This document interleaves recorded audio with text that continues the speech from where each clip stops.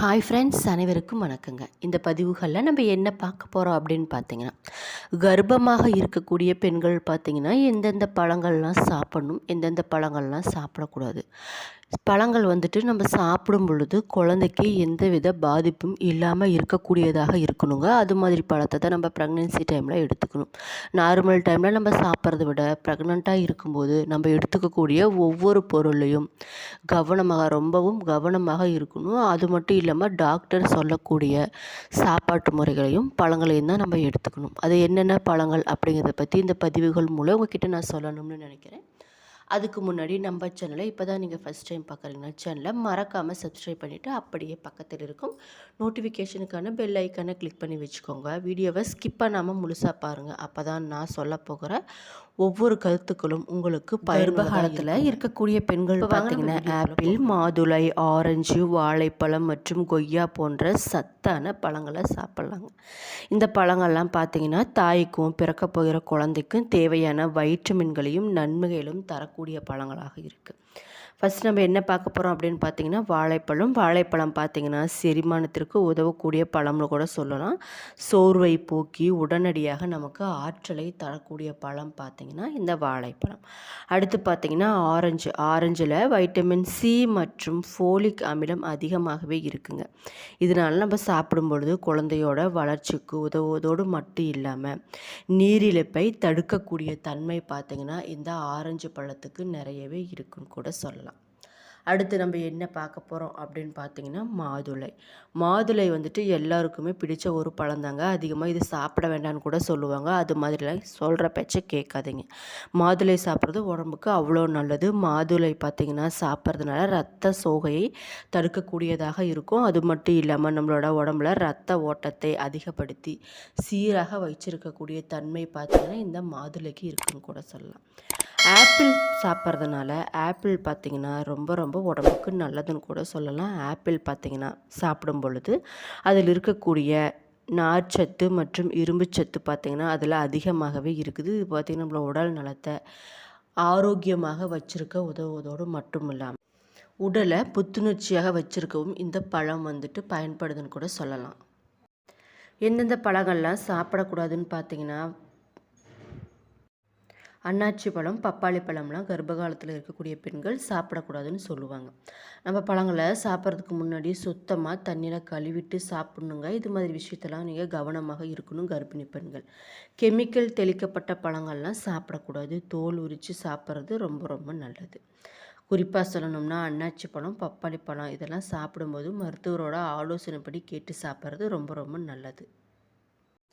குறிப்பாக சொல்லணும்னா கர்ப்பம் அப்படிங்கிறது பார்த்திங்கன்னா ஒரு பெண்ணோட வாழ்க்கையில் மிகவும் அழகான காலகட்டங்களில் ஒன்றுன்னு கூட சொல்லலாங்க.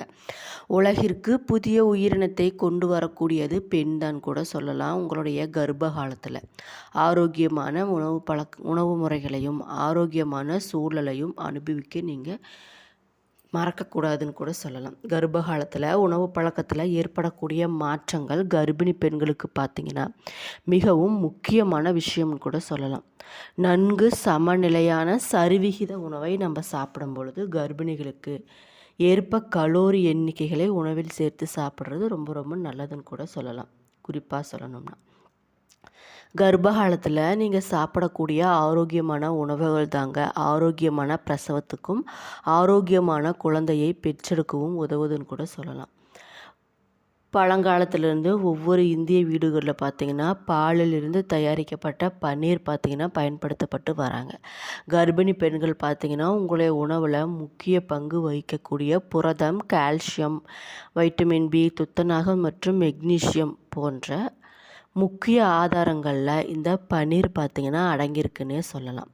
இந்த பன்னீரை புர்ஜி, பன்னீர் சப்ஜி, பன்னீர் பரோட்டா, பன்னீர் கிரேவி, பன்னீர் பக்கோடா போன்ற மாதிரி செஞ்சு கர்ப்பிணி பெண்கள் உங்களுடைய உணவில் சேர்த்து சாப்பிடும்போது உடம்பு நல்லா ஆரோக்கியமாக இருக்கும். குழந்தைக்கு பருப்பு வகைகளும் சாப்பிடலாம் கூட சொல்லலாம். பருப்பு வகைகளான பட்டாணி, பீன்ஸு, ராஜ்மா, கொண்டக்கடலை, வேர்க்கடலை இது மாதிரி புரதச்சத்து, கால்சியம், இரும்புச்சத்து, நார்ச்சத்து, போலேட்டு இது மாதிரி அதிகமாக நிறைஞ்சி இருக்கக்கூடிய இந்த பருப்பு வகைகளில் சாப்பிடும்போது உடம்புக்கு ரொம்ப நல்லதுன்னு கூட சொல்லலாம்.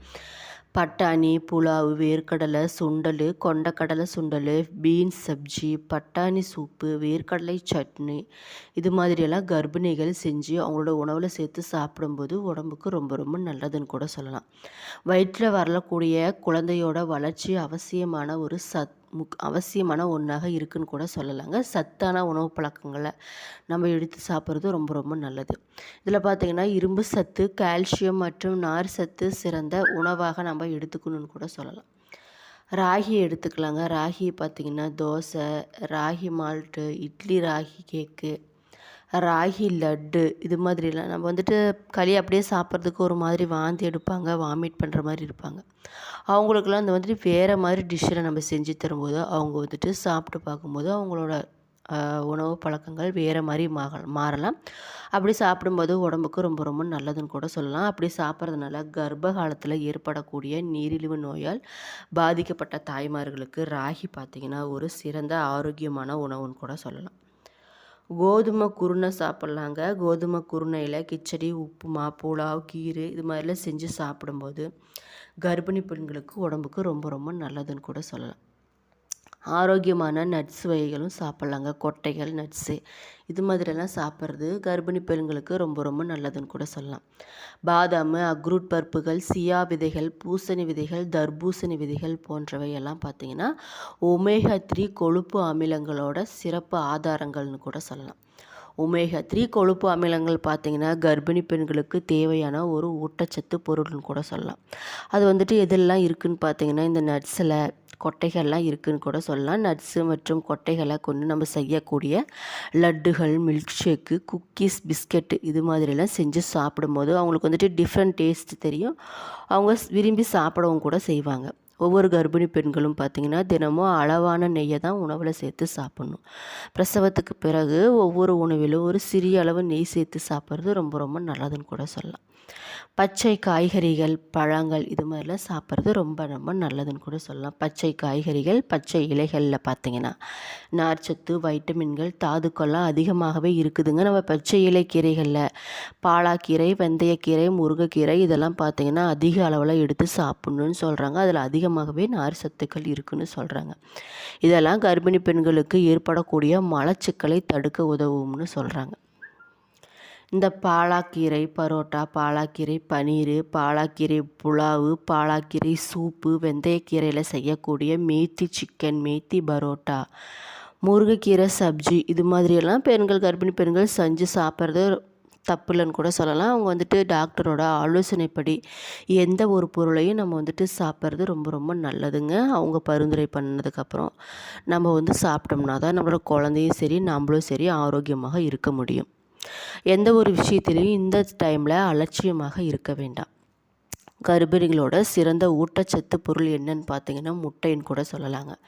முட்டையை கர்ப்பிணி பெண்கள் உணவில் சேர்த்து சாப்பிடும்போது வயிற்றில் வளரக்கூடிய குழந்தையோட மூளை பார்த்திங்கன்னா வளர்ச்சி சிறப்பாகவே இருக்குன்னு கூட சொல்லலாம். முட்டையை நீங்கள் புஜ்ஜி, ஆம்லேட்டு, முட்டை தோசை, முட்டை பரோட்டா இது மாதிரி கூட செஞ்சு சாப்பிட்றது ரொம்ப ரொம்ப நல்லது. சால்மன் மீன்களை உணவில் சேர்த்து சாப்பிட்றது மூலம் குழந்தையோட மூளை வளர்ச்சி ரொம்ப அதிகமாகவே இருக்குன்னு கூட சொல்லலாம்.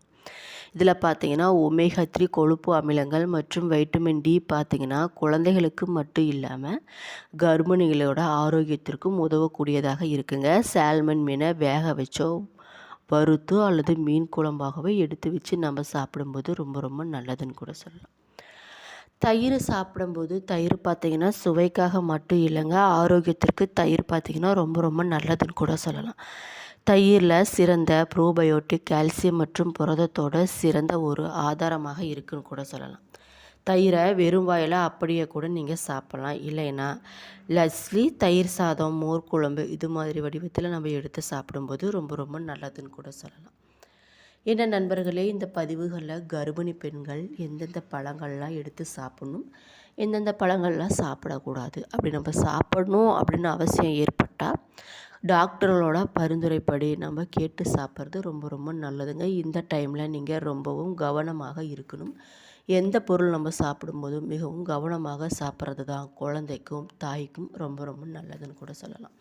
இந்த பதிவுகளில் நான் சொன்ன கருத்துக்கள் உங்களுக்கு பிடிச்சிருந்தால் என்னோடய வீடியோவை லைக் பண்ணுங்கள், ஷேர் பண்ணுங்கள், மறக்காமல் சப்ஸ்கிரைப் பண்ணிவிட்டு பாருங்கள். நன்றி.